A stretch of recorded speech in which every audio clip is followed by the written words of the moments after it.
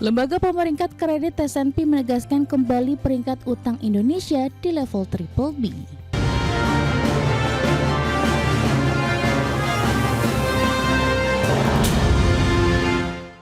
Ya, pemirsa, Lembaga Pemeringkat Kredit S&P menegaskan kembali peringkat utang Indonesia di level triple B. Keputusan tersebut mencerminkan keyakinan S&P bahwa fundamental ekonomi Indonesia tetap kuat meskipun menghadapi tekanan pada posisi fiskal dan juga sektor eksternal. Lembaga pemeringkat kredit S&P menegaskan kembali peringkat utang Indonesia di level triple B. S&P menilai tekanan yang belakangan terjadi pada posisi fiskal dan sektor eksternal Indonesia bersifat sementara, serta berpotensi diimbangi oleh kenaikan harga komoditas dan langkah penghematan belanja pemerintah.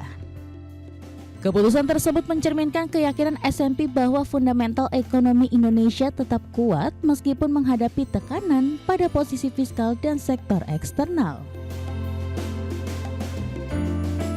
Menurut S&P, membaiknya harga komoditas dapat menopang penerimaan negara dan kinerja sektor eksternal Indonesia, sementara kebijakan efisiensi belanja diharapkan membantu menjaga disiplin fiskal di tengah ketidakpastian ekonomi global. Keputusan mempertahankan peringkat kredit Indonesia di triple B yang berada pada kategori investment grade menjadi sinyal positif bagi investor. Peringkat tersebut menunjukkan bahwa Indonesia dinilai memiliki kemampuan yang memadai untuk memenuhi kewajiban finansialnya meski tetap menghadapi sejumlah risiko eksternal. S&P menilai kombinasi dukungan dari sektor komoditas dan upaya pengelolaan fiskal memberikan bantalan yang cukup untuk menjaga stabilitas perekonomian nasional. Berbagi sumber, IDX Channel. Ya, pemirsa, untuk membahas tema kita kali ini, peringkat utang stabil, komitmen kebijakan pemerintah berhasil, kita sudah tersambung melalui Zoom bersama dengan Bapak Sarman Simanjorang, Wakil Ketua Umum Kadin Indonesia bidang otonomi daerah, kemudian Bapak Sunarsip, Kepala Ekonom di Indonesia Economic Intelligence. Langsung saja kita sapa ini. Halo Pak Sarman, apa kabar Pak? Halo, apa kabar? Baik, kabar baik, Mas. Baik, terima kasih juga atas waktu yang disempatkan. Pak Sunarsip, apa kabar juga Pak? Kabar baik, Mas Pras. Baik. Pak Sarman. Ya, Sehat-sehat.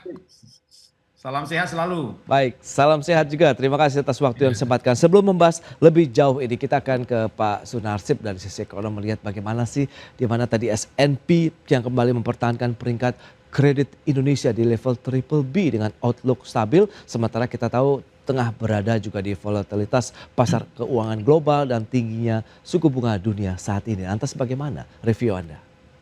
Ya, terima kasih Mas Pras. Jadi mungkin ini sekaligus kabar gembira ya bagi kita khususnya para pelaku ekonomi terutama di pasar bahwa memang pandangan terhadap Indonesia dari lembaga-lembaga internasional itu memang berbeda-beda ya, dan kita melihat sebelumnya kita sudah mendengar tentang pandangan dari Fitch dan pandangan dari Moody's yang menempatkan kita memang tetap afirmatif di investment grade triple B, double A minus gitu ya, tetapi mereka terlebih dahulu memberikan outlook yang negatif gitu ya, sementara S&P memberikan outlook-nya di stable dan tetap mengafirmasi bahwa rating kita masih di triple B dan memperlihatkan bahwa kita masih berada tetap di zona investment grade gitu.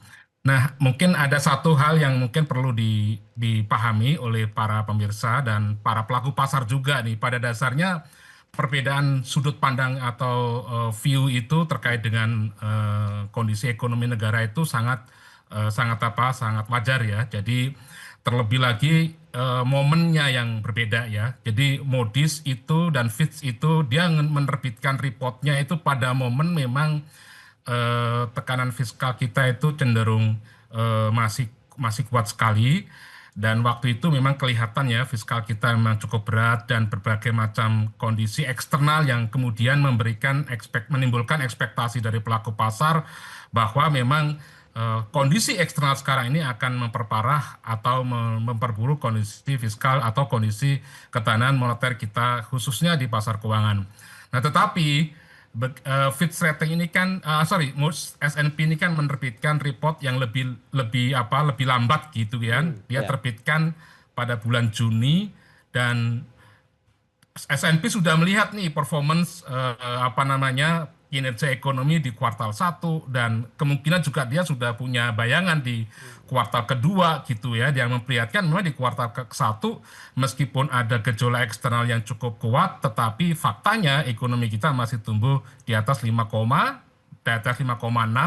dan kemungkinan di kuartal 2 walaupun mungkin prediksinya akan lebih rendah dibandingkan kuartal 1, saya yakin juga angkanya masih di kisaran di atas 5% lebih gitu. Jadi nah situasi itulah yang kemudian membuat sudut pandang S&P itu kemudian berubah atau bukan berubah, berbeda ya dengan sudut pandang oleh lembaga-lembaga rating. Ternyata memang setelah diuji ya, setelah ini bahasanya tuh S&P ini kira-kira setelah diuji dalam kurun waktu 3 bulan, terus kemudian sampai dengan semester ternyata memang kelihatan bahwa fundamental kita itu cukup resilient gitu ya di tengah di tengah gangguan eksternal yang bertubi-tubi menimpa kondisi ekonomi kita dalam 1 semester terakhir ini. Tetapi memang ini kalau kita baca detail kan ini sifatnya temporary ya. Jadi temporary itu saya yakin nanti ASEAN juga akan melihat di tahun ke depan, tetapi pada sampai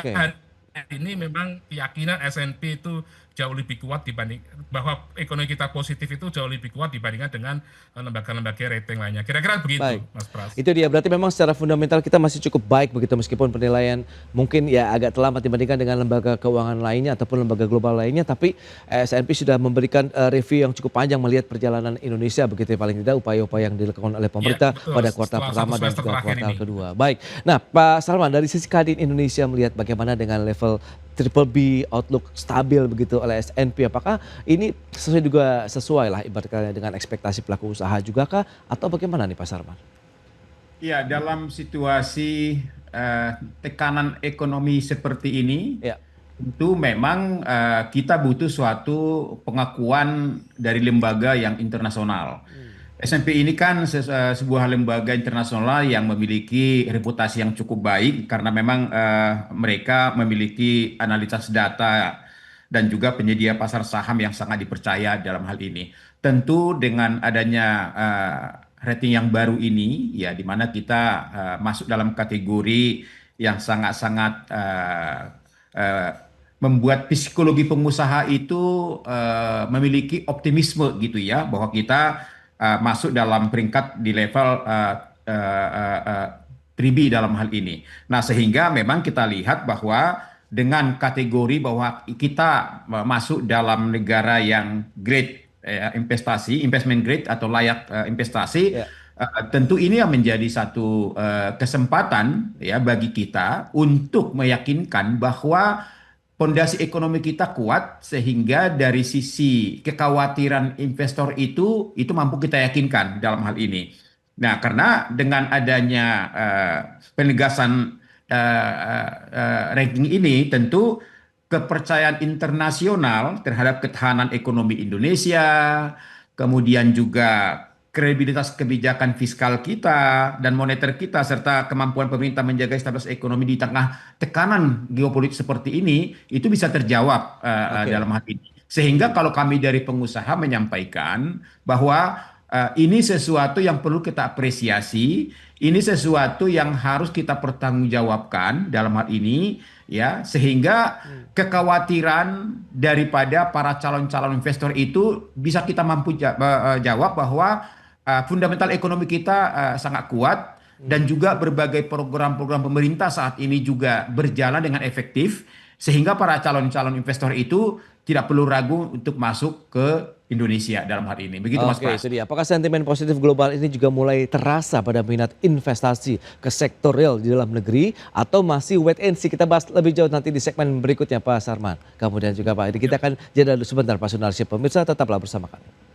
Ya, terima kasih Anda masih bergabung bersama kami. Kita akan lanjutkan kembali perbincangan bersama dengan Bapak Sunarsip dan juga Bapak Sarman Simanjorang. Nah, Pak Sarman, lantas sejauh mana kalau memang tadi sentimen positif global ini yang sudah dirasakan tadi begitu sudah memberikan dampak positif juga begitu angin segar bagi ekonomi Indonesia di mata global, mulai terasa tidak sih pada minat investasi investor global mungkin kepada sektor real di dalam negeri atau sebenarnya investor juga masih wait and see sambil melihat perkembangan ekonomi kita begitu Pak?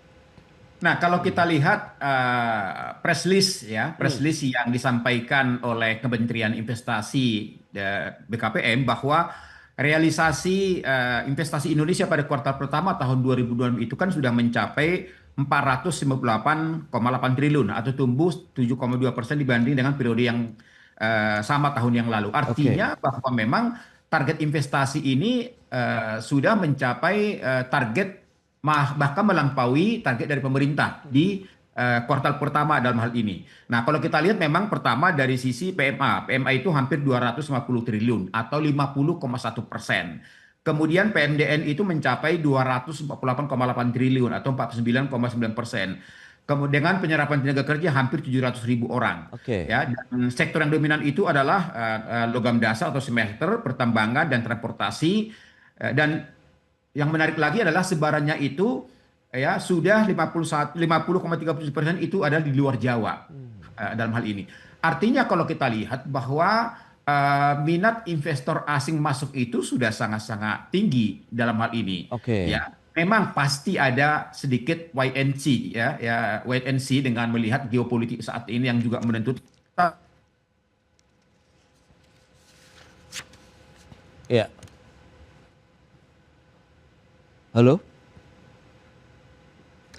Baik, banyak kami mengalami gangguan komunikasi. Langsung saja ke Pak Sunarsip. Lantas bagaimana tadi dengan dunia investasi di dalam negeri Pak Sunarsip? Anda melihat dari sisi ataupun kacamata yang seperti apa sih? Apakah benar-benar ini akan memberikan satu angin segar lagi buat dunia investasi di Indonesia? Ya, silakan Pak Sunarsip. Ini membuat satu sisi yang optimistik ya di tengah banyaknya sentimen negatif ya. Jadi saya kira hal ini menjadi ruang bagi pemerintah bisa memanfaatkan sentimen-sentimen positif ini untuk mengurangi sentimen-sentimen negatif yang sudah lebih dulu eksis begitu. Tapi memang kuncinya begini ya.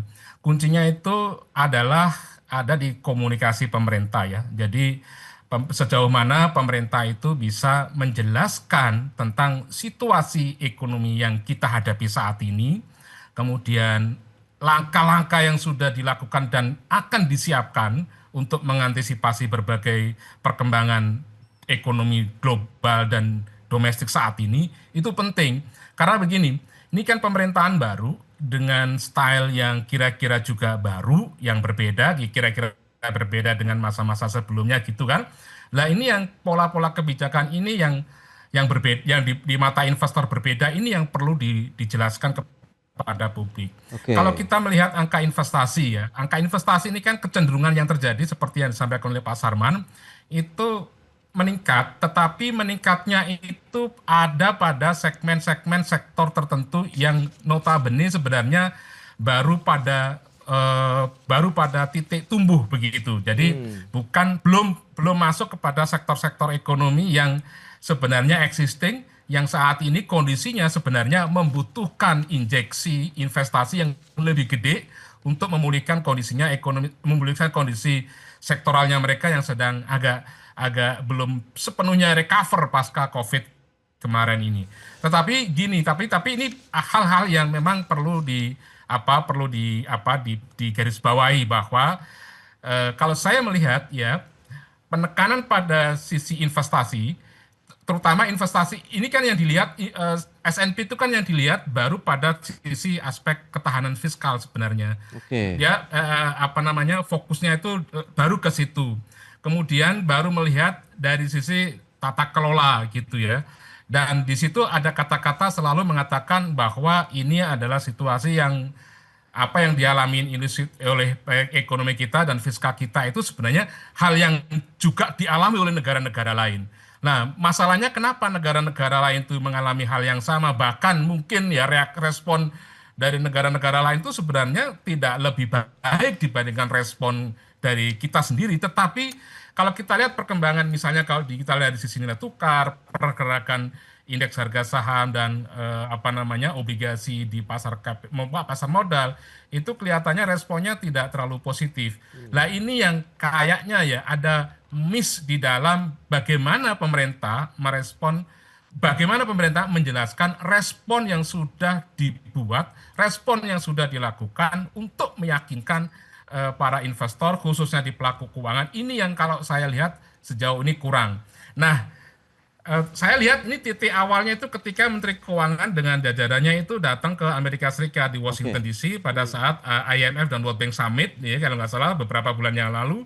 Disitulah saya lihat titik awalnya kenapa kemudian lembaga rating semisal S&P itu kemudian memberikan view dan pandangan yang berbeda dengan lembaga rating yang lain. Dan setelah menerima penjelasan dari Menteri Keuangan pada saat itu ya, kelihatan sekali S&P itu kemudian tidak sekedar berpikir sebagai seorang analis, tetapi juga dia berpikir menempatkan dirinya sebagai seorang teknokrat. Misalnya begini, di laporannya S&P itu dia jelasin bahwa pemerintah akan melakukan langkah-langkah antisipasi untuk menjaga ketahanan fiskalnya, misalnya dengan budget cut begitu ya, beberapa program misalnya MBG misalnya memang mau nggak mau akan dipotong kira-kira anggarannya begitu, dan itu di state di dalam reportnya di reportnya S&P. Nah, penjelasan ini saya yakin S&P sudah dapat penjelasannya dari pemerintah. Sementara lembaga-lembaga rating sebelumnya itu belum dapat.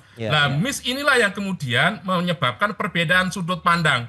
Nah, sudut pandang inilah yang sebenarnya belum sepenuhnya yang sudah diterima S&P ini ya, sudut pandang S&P ini ya, yang belum diterima oleh lembaga rating yang lain, sehingga terjadi semacam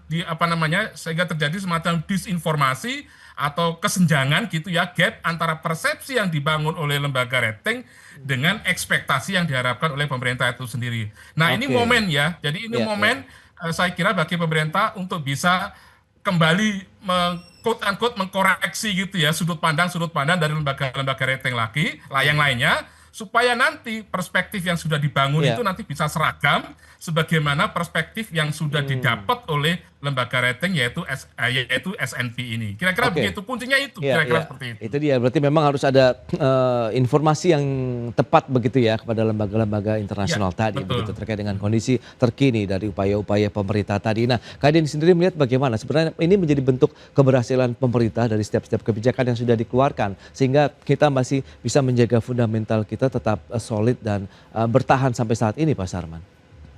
Ya, tentu memang begini, tadi yang sampaikan oleh Pak Sunarsip tadi, bahwa data yang diberikan oleh pemerintah dalam hal ini mungkin masih terkait juga dengan kondisi ekonomi kita pada saat kita di kuartal pertama dalam hal ini.